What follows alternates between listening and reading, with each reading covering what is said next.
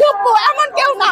তারা যদি মনে করে যে পদত্যাগপত্র নাই এবং এখনো স্বৈরাচারী সরকার বাংলাদেশের প্রধানমন্ত্রী আছে, তাহলে তাকে দেশে আনা হোক। সে কেন পলাই গেছে?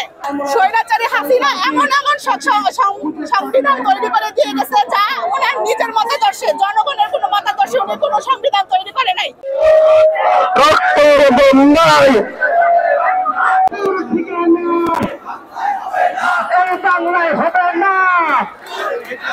পুরা বাংলাদেশের ছাত্র জনতা জানে যে শেখ হাসিনা পদত্যাগপত্রে সাইন করে সে সেনাবাহিনীর কাছ থেকে বিশেষভাবে সাহায্য নিয়ে সেই দেশ থেকে পলায়।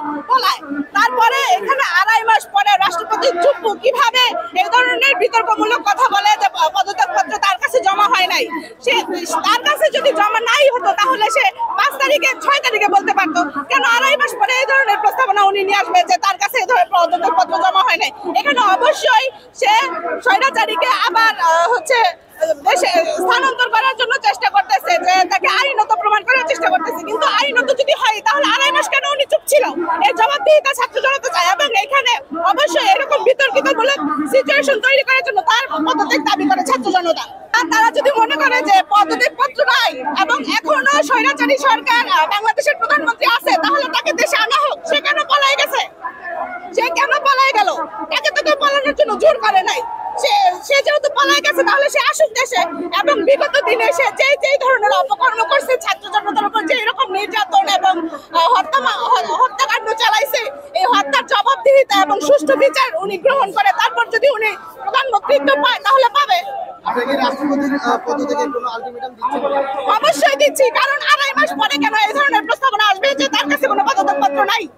স্বৈরাচারী হাসিনা এমন সংবিধান তৈরি করে দিয়ে গেছে যা ওনার নিজের মতাদর্শে, জনগণের কোনো মতাদর্শে উনি কোনো সংবিধান তৈরি করে নাই।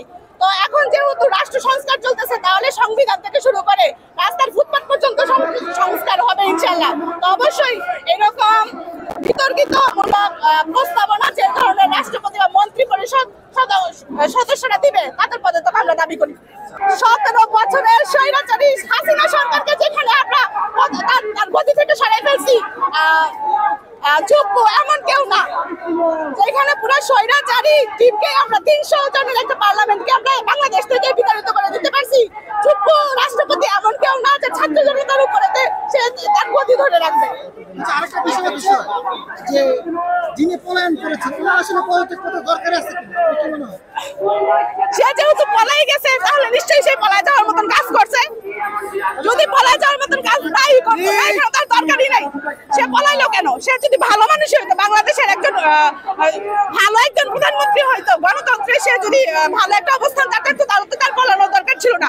কোঠার সংস্কার নামক ক্ষুদ্র একটা যুক্তিসঙ্গত আন্দোলনকে উনি কেন্দ্র করে ছাত্র জনতার উপর যেভাবে হত্যা হামলা চালায়, এর ভিত্তিতে উনি একজন স্বৈরাচারী বিগত দিনের জনগণের বিক্ষোভ উপরে মানুষ ছাড়তে পারছে। এই যে 17 বছর মানুষকে যেভাবে বন্ধ করে রাখছে, কথা বলার স্বাধীনতা কেড়ে রাখছে, এটা মানুষ কোঠা আন্দোলনে ফিরে পাইছে। সংবাদ, ফিচার ও অনুষ্ঠানের জন্য ভিজিট করুন সংবাদ প্রকাশের ওয়েবসাইট এবং যুক্ত থাকুন ফেসবুক পেজ ও ইউটিউব চ্যানেলের সঙ্গে।